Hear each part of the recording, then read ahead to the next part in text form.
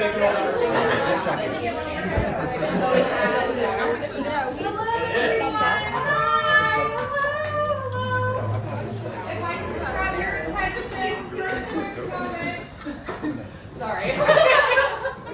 Thank you everyone so much for coming tonight. We really appreciate it. I'm just going to do a quick introduction. My name is Bailey Coleman. I'm the director here at 550. And we're very excited to welcome Lauren Hirschfield, the curator of Showroom, Dynasty, and Cat Ryals. So, the artist. Let's take it away. Okay, thanks, Bailey. Bailey's the amazing new director here at 550. Lauren's had her coffee. I've had my coffee, so I'm like, We'd like to thank you for coming to our Zoom call. But 5 minutes wasn't enough today. Welcome everybody. I will first start by saying you are all welcome to get closer. We do not bite, I promise. We nibble. We nibble. But I'm gonna start by sort of introducing the show. Talking a little bit about the works that we see here from a curatorial perspective. So it's actually great that we get to sort of surround the space. So I won't, make you move around, but it'll be a really good way for us to be really closer to peace and talk about things here. But yeah, so as Julie mentioned, we are here at Showroom Dynasty, which is Pat's debut solo show.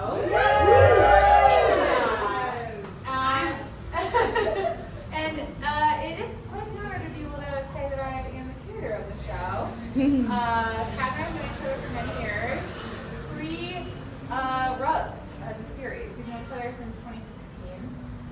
For those who don't know, we started a business together in 2017, so we've been longtime collaborators. So we've been very intimately aware of Kat's practice as a whole and was there for the genesis of this entire series, which you are seeing the second iteration of for this show, and which completes this series actually. Yeah. So yeah, she's got a bunch of ideas. But I think what was so special about being able to curate the show is because of that relationship. I've seen the full arc of this series, and so it felt very fitting when I got to close the chapter with her in the show. And I'm going to pass it off to Kat in a couple of minutes to talk obviously a lot more in depth about the content and material choices of the work.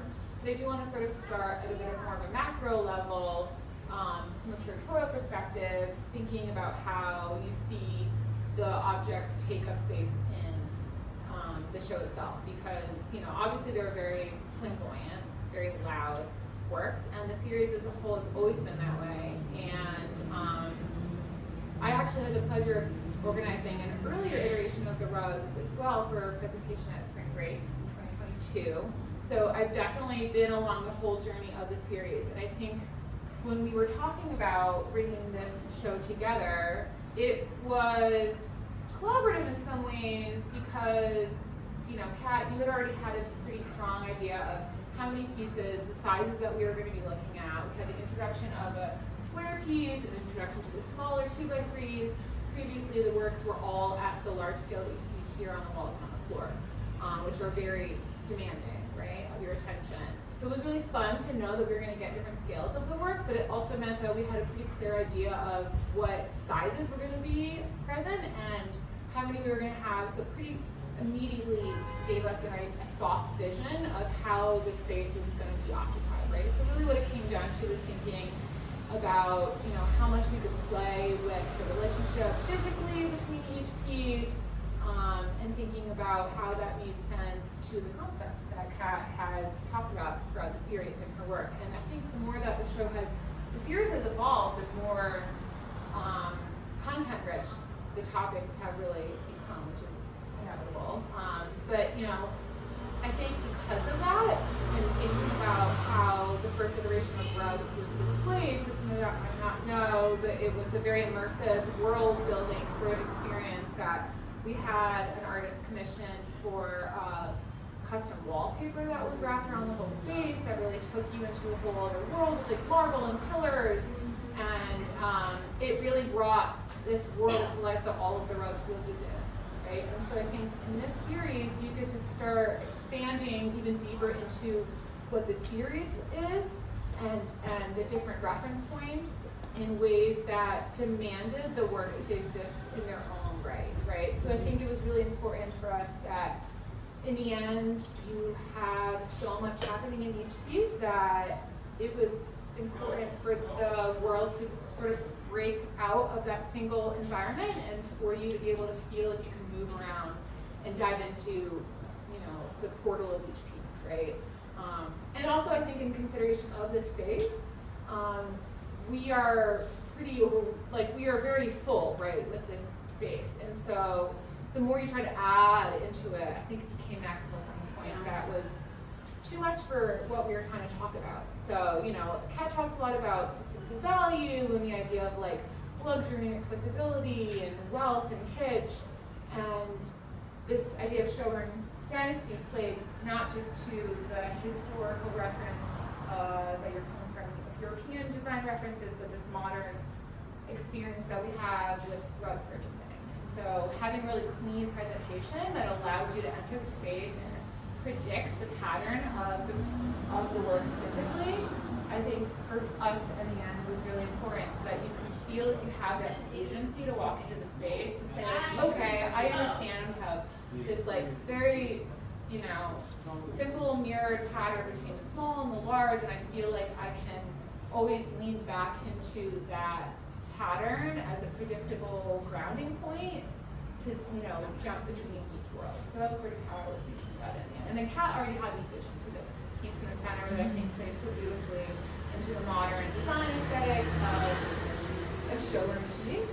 Yeah. And I'll kind of maybe use that as a way of moving Yeah. on to what you're talking about for the piece itself.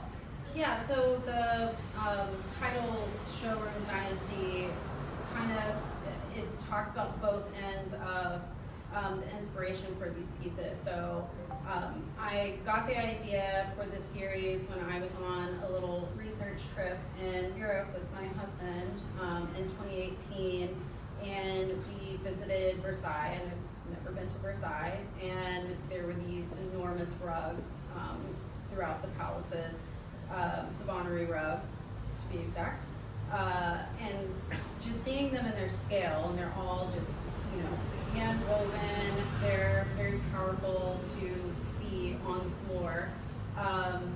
So seeing that made me immediately think about casino carpets and banquet hall carpets and conference centers and things like that, and how that's been translated, you know, through telephone over the eras. And so then it got me thinking about, you know, Las Vegas has always been a site of inspiration for me in thinking about consumerism and the American dream, and it's just filled with all of these nuggets and things to pull apart there. And so, yeah, I've already been making work through an assemblage-based process. I started out as a photographer, and so I always still include my camera as a tool in my work, but I don't think of myself as like a photographer any longer. And so when I saw these rugs, I was thinking about how could I kind of mimic this aesthetic, but still be using my process of assemblage and found objects and building. So yeah, so when I got home, I started, you know, playing with that process and pulling things together and really thinking about how in Europe these places were historic sites of decadence. They were spaces that were built to really just be for a select few people and really be opulent places. And for me, Las Vegas is a site that sort of mimics that, but it's for everyone. It's the most fake place on earth, but also the most honest in a lot of ways. And be clean for a day if you don't look too closely. And so I started really thinking about Las Vegas as this like ultimate site of really looking at the American dream, and also just like thinking about our culture and capitalism and consumerism and all of this stuff. And illusion. So, I mean, when you think about the Baroque, I mean, it is all illusion and special effects, and Las Vegas itself is special effects. So, you know, that plays into the choice of not just making these as a collage in and of themselves. I wanted to make them as physical things, but then photograph them and flatten them and print them. And they're all one-to-one scale. So everything that you see was built on a wall at the exact scale that is printed here, so that the objects look real and that you see them as real objects and that you want to reach out and touch them. You see the textures and the colors, but they're not really there. And so, kind of as Lauren mentioned, I'm very interested in value and desire. I think that's what really drives my work, is thinking about how those systems operate, and just how how those systems operate, and then how they're kind of hinged on illusion. Like nothing is really actually. Nothing has inherent value, like we assign things value, and how that kind of radiates out to larger culture and politics. So starting sort of at an individual object and how that makes us understand how we assign everything out into our culture and lives. So I'm looking at things that are traditionally low value, things that are discarded, things that are dead, that are cheap, that are fake. A lot of my materials come from Materials for the Arts, which is a lovely nonprofit just down the road. And everything is something that is donated, so it would have been destined for the landfill. Yeah. And so by taking these objects that everybody agreed upon were not valuable, and recasting them in these very luxurious aesthetics of, these 18th century, 17th century palatial designs, I'm re-injecting value into those objects and just thinking about all of the labor that goes into everything that is made that we touch, that we eventually discard. So it's kind of about a reverence for everything that we have. Every bag of potato chips that you eat, you immediately want to throw it away after you're done with it. But that bag of potato chips was put together by somebody on an assembly line somewhere. Yeah. So it's kind of thinking about that. And yeah, I don't know. Like, do you have? Yeah. Well, I think one thing that I would love to have prompt you to talk about is maybe the difference between the larger ones and the smaller ones, because specifically for this show, you introduce us to a different scale, right? And because you're getting the same one-to-one scale between the work that you're producing and the work that we see here, inevitably there were differences in how the compositions could be laid out, and based on that space itself, right? So, you talk about Vegas as like a big side of your inspiration. I know we can sort of pinpoint different, places for desire in Vegas amongst these works. But we need to talk about the different references to the pattern that we're looking at, and how that ties into like what new parts you've introduced and how that ties back into what you're talking about. Yeah, so for the larger rugs, I'm thinking about more of the iconography of Las Vegas, so like the sites of indulgence that happen there. So if we're talking about consumerism, and this is a place where people go to just let loose and just really dig into sort of, like American culture at the heart of it. And gratification. And of yes, it is. As the CNN documentary on Las Vegas puts it, a laboratory for human desire is what Las Vegas is. That's correct. So I'm thinking about, if you just have a bunch of materials, it would just be so hard for me to edit and put horse blinders on and figure out what I'm gonna put together. So it's really nice to have sort of an assignment for myself of like, they're all gonna have like a theme or a narrative. And so when I'm talking about these sites, I'm thinking about the spa, the steakhouse, the strip club, the tiki bar, the penthouse, the shopping center. And so what I'll do is think about color palettes or specific content or imagery, motifs that I want to reference that would relate to that idea. And like when I go in, it's always been really miraculous going into materials for the arts, because I'll be like, I want something that looks like tile, or I want something that looks like ceramic. And like here in this piece, like I went in there and I was able to find this fabric that has like marbling to it. I found these buttons that are ceramic. People give me stuff too. My friend gave me a bag of junk that just has like teacups. When I was at MAD, people would just come back and give me stuff that they didn't want. And so that's where I would, be looking for materials that sort of acted like a guide for me. And like this piece this one is the spa, first of all. So you can see that there are sea creatures. It has the marble. It has like the blue texture, the green. I've had this for like years for a different project that never came together, and I found it at the bottom of the box. So it kind of feels serendipitous sometimes.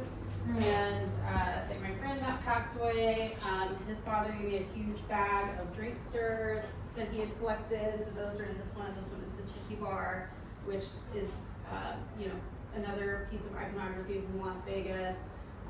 This one is the penthouse. This one is the shopping center in Caesar's Palace. And this one gets even a little bit nerdier and even more under some different layers, because this one is inspired by the movie Showgirls. So this one is called Purina Gold, and it is specifically about the scene where they're at Spago, which is actually at the Bellagio, just not in Caesar's Palace. But for the sake of the movie, it is at Caesar's Palace. And they are sitting across from each other. And in the middle of the scene, Verhoeven changes the perspective so that Nomi is on one side and Crystal's on the other, and then switches it. So he's kind of doing this mirroring that they're the same person. And throughout that movie, there's tons of mirrors. And I think about in Versailles how there's all these halls of mirrors, and Las Vegas is sort of this caricature of ourselves, and sort of like a fun house mirror that we're looking at ourselves in. So with this one, there's eyelashes. Like when I went to materials for the art, there were bra straps, there was fur, there were purses. Like it was just, I had an amazing time that day. It was all the things I needed for this rug to come to life. And I even did it in this cross pattern because I was just thinking about all the tacky stores that I see in casinos, like the cross, the dazzle onto the leather purse. So those are the things that were driving these bigger pieces.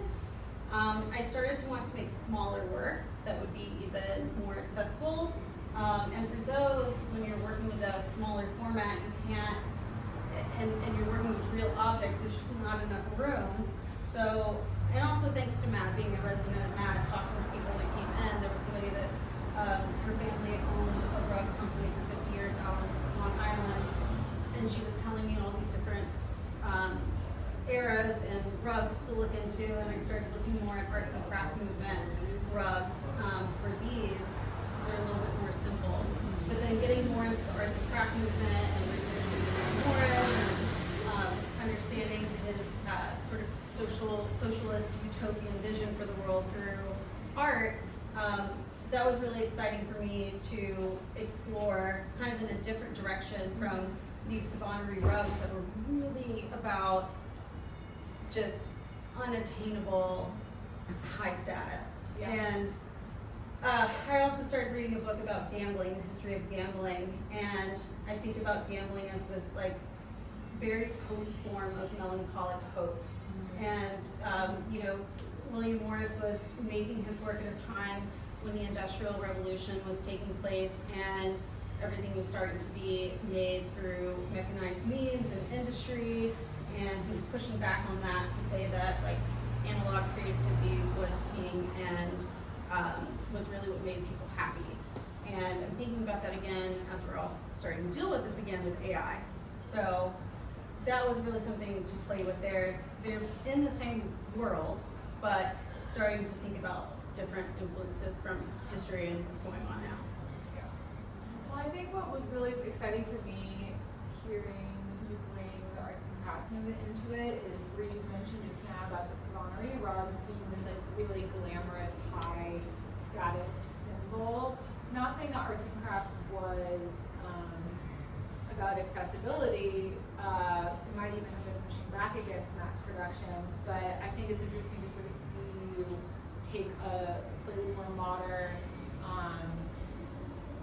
like period that sort of does the opposite, right? Like you have all of the people in the 18th century just like demanding, like, you know, access to all of this stuff, and all that we're seeing produced are all these really glamorous, beautiful things, and like that's what we're like hoping to have. And then like in the Industrial Revolution, suddenly we get to like have all of this stuff, and we're so excited about it, but now the minority group is the one who's saying, oh no, like let's hold on to this idea of luxury. And I think it perfectly encapsulates, you know, this snaking, this own tail thing that I've talked about before, of you being very mindful, very considerate of the relationship between mass produced and the handmade, right? And so I think we talk a lot about value and desire, but I think the other big thing is labor, and that feeds into value as well, right? But I think that relationship between the accessible and the luxurious, I think labor is involved in that a little bit as well. Yeah, because it for me, it's moving and it's like departing from Morris is thinking about democracy in art. Like if I had just presented these as, you know, fully stitched together collages, they are singular works, and by making them into a print, they become an edition. More than one person can own them. They become more accessible in that way. They become more functional too, because you can use them as actual rugs. So the art, it's actually trying to talk about a value that contemporary art doesn't like.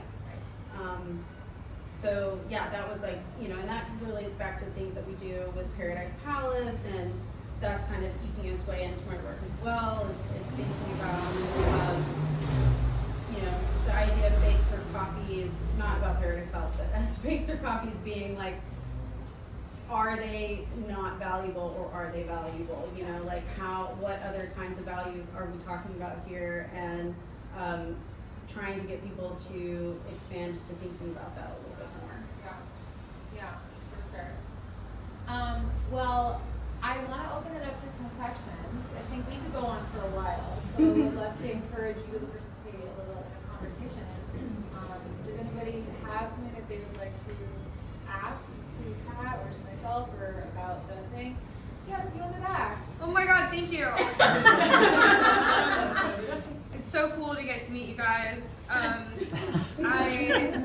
have a question that is about what do you think it means about us, about humans, that the place that is like this locus of American culture, indulgence, and consumerism happens in a desert?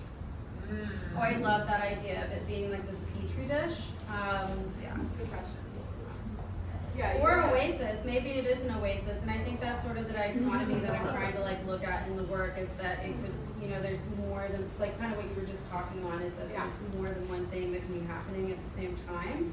But yeah, I don't know. All I have to say about that is that it's just, I think that's part of why I'm so fascinated with Las Vegas. I'm not in love with Las Vegas. I just am fascinated by it. It's like a love and a hate relationship, and I just think that there's so much to look at and unpack there, and it always takes me back to Dave Hickey, who is a cultural critic, art critic, who chose to live there, and he would write about how he didn't understand why artists hated Las Vegas so much and didn't want to explore it. He agreed with you entirely. He Yeah. agreed with you entirely. Yeah. I think it's interesting as, I mean, somebody said Mirage. I think the, like, you know, adage of discovering the mirage in the desert, you know, it is a very typical trope that is all about perception, and it's also about, like, when you reach that, like, heightened state of, like, I don't want to say insanity, but you reach a point where you are, like, so dissociated from reality that you start to visualize only what you want to see. And I think in that sense, it's a really Yeah. interesting microcosm, like thinking about how you talk about, it can be anything you want it to be at a place like that, and I think it becomes that petri dish for desire because it is a place that can Well, it also feels hold. remote. It right? is very remote. It becomes this like perfect little thing that gets plotted and like out of the horizon. It rises and it all of a sudden just starts to be whatever you want it to be. And I think it can be a place to produce the sort of instant gratification that we seek. Right? Yeah, I think it really plays into the human condition of like Yeah. wanting Yeah. gratification and One wanting word to that we push didn't that. say is spectacle, which you talk about a lot in earlier versions of your work, and I think Vegas is like a very contemporary place for spectacle, but Yeah. the relationship to human condition and our desire for spectacle is very intertwined, and it's Yeah, and it's that- what drives us to scroll, and also Yeah. that's part of like wanting to flatten these pieces and not wanting them to be physical collages is thinking about how we interact with the world now through screens and how desire is produced through those flattened screens that slide across our phones Yeah. every day. And yeah, and but I also think it plays into the idea of sublime. That's something I'm interested in too, is like, not sublime as looking at the Grand Canyon, but sublime as going into these different architectural spaces in Las Vegas that are just mind blowing. Like I get excited every time I go there because every time I go into a casino I haven't been in before, I'm just like, oh my god, who did this? Yeah. It's just like the most insane place that you've ever been, and when you've been in any other hotel, you're just like, this is a hotel. And like, Yeah. when you're there, it's like even like Circa downtown, they took Vegas Vicky and they didn't put her in the neon boneyards. They put her in the middle of the casino and all these floors around, and there's like eyeballs everywhere that they've decided to design, and like they're on the bathroom, they're on every bathroom stall, and you're just like, who made these choices? And so it's just like being in some sort of weird acid trip, and I think the further we go through like the slop, like the more we're just like, I don't know, like maybe Vegas is an extrapolation of the slop. That's what I mean of like, I can't get away from looking at it. Yeah. There's just, it really does define our culture, even if every other American town feels wildly different from it. But I think that what it is that Vegas just like wears it right on their sleeve, and every other town is trying to mask it, and it's really just there. And so that's another thing that I'm in, like, again, it's just like the visible, the invisible, the real, the fake, and all of that we're dealing with every day is what I'm trying to explore in the work. Good question. Yes, in the blue sweater. Great show. Thank you. Really, I'm wondering, could you talk more about your intention to sort of adorn some of the curtain yes. rods with other pieces? Because part of, looking at the show, I'm like almost begging to see what it looks like, as the 3D, as the fabric composition here. I'm kind of wondering like what's gained and what's lost in between, the found objects applied to sort of like a two-dimensional plane, and then really made into a two-dimensional plane with a photograph, and then printed to like a tactile yet still two-dimensional frame. And so I wonder, what's your intention with almost taking us out of that frame and giving us this 3D cylinder of like actually like what the practice looked like originally, Yeah. And what's the intention there? Excellent question. Yes. So that is about, again, this like tension of desire, like Tension rod. Yes, Yeah. tension rod. Ah. So I don't want to give you it. You can't Yeah. have it. You can never have it. But I do want you to get a little taste of it. So I wanted to use these memory wear rods, which hold a lot of sentimental value. Well, let me go back. They're pulling from memory wear, which is a folk art that is based on sentimental value of making like a jug or a box and putting somebody's personal items onto that thing. It originated in the American South from African American traditions. They were put on graves. They were supposed to be memorials for people who had passed away, and then kind of just like ran off as a folk art during the Victorian era. So they are about just discarded stuff being repurposed and have their value really solely centered on memory and sentimentality. Which kind of breaks the code of values, you know. Yes. which we talked about. Yes. Yeah. But yeah, so with playing with that, I'm able to give you the stuff without giving you like a full piece. So you can see where it came from, you can see the real objects. And I think that even like tugs on the desire a little bit more, because now you're like seeing a little, it's like seeing a little angel. Totally, yeah. You know, but you can't see the whole naked lady, so. Yeah, I think I'll just add to it by saying you did a great job of already identifying that like funnel that we get pulled in and out of, right, between the physical and the artifice and the 3D and the 2D. And I think like over time, you kind of intuitively knew what you were doing without even really knowing the way to talk about it. I think over the years, you really nailed home why that's so relevant. And I think it goes, for me, it goes back to the illusion. It goes back to the optical illusion and the special effects part of the world that you think about, and how those are such a great representation for our translation of perceived value, right? And how you don't get it in full. So I think in considering that and then bringing the memory more in as a little taste, it does. It really like seals the deal on that tension of desire that I think is really inherent in the work and in the series itself. And I think just to sort of put a pin again into the curatorial thing was just why we wanted to make sure that this was presented so clean, really not into that showroom, because there is so much tension that you get thrown into a circle with in each piece. Like you needed something. We really wanted you to feel like structured. you were in IKEA. Yeah, it's IKEA, but like make it acid. Yeah. Well, and another thing, I sort of related, but thinking about again, like the screens and what you see is not what you get. I also think about like every time I see a marketing ad for some like resort or something, and it's like, here's that restaurant, and then like when you get to the place, it's like not that at all. So it's just like there's all of this packaged desire that we're constantly being fed of like, you want this, or you want to look like this, or you know, and then like the real thing is like an Etsy cake. Yeah. There's no more questions. Yes, in the way. I'm curious about the choice to print on velvet. Only because, like, I understand, I guess to me, velvet is so luxurious, and then you have discarded items, and I'm curious just to hear more about why velvet for you. I mean, I think the velvet itself is, again, part of that allure of wanting to draw you in, and with this specific printing company that I use, you can actually add a sheen, so I can add this like shimmer to it that gives it a bit more glossiness.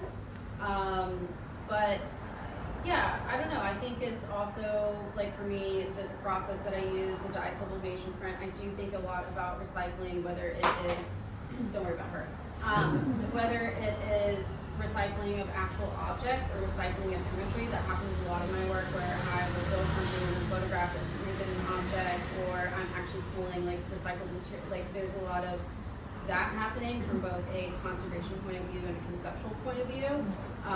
So to make a dye sublimation print, it's a more sustainable way of making a print because they don't use a lot of water, and you can do like one-off printing. So that choice is that it's a little bit more environmentally friendly to use velvet, which is not an organic, ironically, not an organic fabric to print on. But yeah, I think it's also a flat surface that can really take the image. well, it's also in it's the same way, what is it?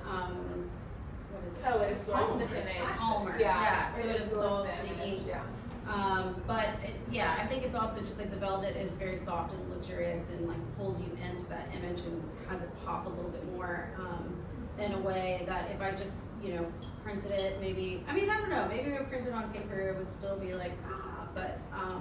Well, I think about other fabrics that you can immediately equate to texture, right? You have like shag rug, you have like thick Berber carpeting, you have tufting that people will do by hand, and I think there are ways for you to still draw out an image or a pattern in those fabrics, but I think because of that specific dye sub choice and Yeah, and how it having works with photo. right, and how it can translate a photo, I think there are some like practical choices to that reality, but ultimately I think the velvet is a, for me, I think is a great conduit for both giving you a realistic translation of the image, but also still providing enough texture that gives you a sense of, gives you a sense of Yeah, right? and also, so, I mean, it's not like the, like, real, I don't even know what real velvet is, but it would be organic, so it's still playing into the fake and the real. Okay. But Yeah. also, this conversation is making me think about what other fabrics are present. So thank you for that question. There was someone else that had a question before the market view. We're just gonna pick people out of the crowd. You! Did you want to? It's okay. Don't. I was gonna ask about Trump Floyd, but I think you really covered it, Okay. so we're not gonna, but, the other question that popped up in my mind was about joy and disappointment, because I think that your work, like, begs that question, right? Like, you come to the show anticipating being able to see these things, and then you're kind of let down. Yeah. But like, on purpose, Yeah. and I love that, and so I find it like outwardly manipulative in a good way. But No, I like I wanted to hear if you had like thoughts about that while you're making something, because like all I want is to like see these things, but I also love that you're never like, okay. Yeah, you can have a little nugget. You can That's have a not, little chicken that's nugget. not fair. Yeah. Well, you know, choosing to bring in these elements too, I think, was an extension of the memory The word tease. decision, and definitely adds to the tease that I think was the right curatorial call that Kat sort of pushed forward along with Bailey. So thank you for you both giving that suggestion. But yeah, do you want to talk a little bit? I'm trying to think, there was something that when we were doing our interview, we pulled out something that was like, this is what the work is about. I can't think what it was. Melancholic Bow. No, I was gonna talk about that, but there was something else, but yeah. You were asking about No, joy versus. No, I think it, I mean, Oh, I know what you you're know, talking you're about. what I said, we both don't remember, we're both very Yeah, ADHD, sorry guys. Read the tussle interview. It'll answer the The question. tussle interview, yeah, it's in there.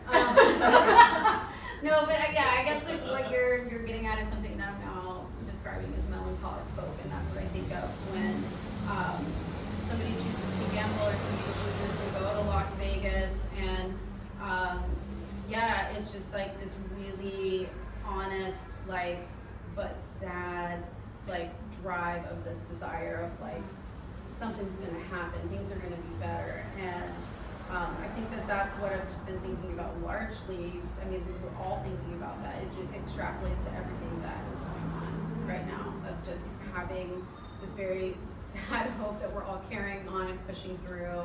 And but I think, you know, I think it's worthy, and I think it's something that we all, that carries us forward, that keeps us going. I don't know if this is what you were thinking about in the interview, but I had said at some point, I think, when you're talking that, you know, you're talking about you see it on a screen and you get a sense of the objectness and you think you're gonna get all of that, and then you come and you see that it's printed and maybe there's a little bit of love lost in it, but you understand the purpose of that choice. And I was talking about this with somebody else earlier, but they had to leave early.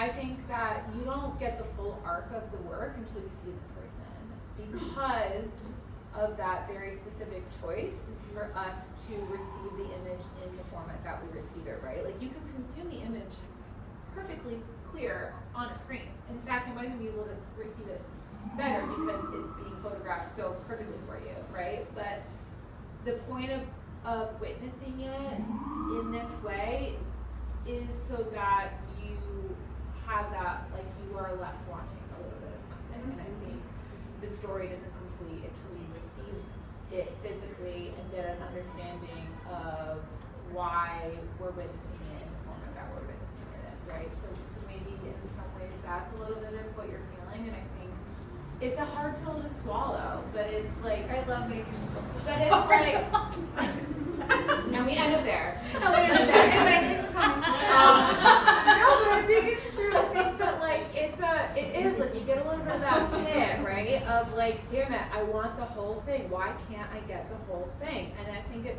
leads back into that, like, instant gratification that we just continue to get bottle fed with for everything that we receive online. And the gift that I think you give us in this show is maybe, if you can push past that initial frustration, that initial loss, we're allowed to live in the world of each image so much longer than we might ever do when we see something online. And I think allowing us to really expand out that time and build that patience and relearn how to sit with something and really absorb it over a period of time.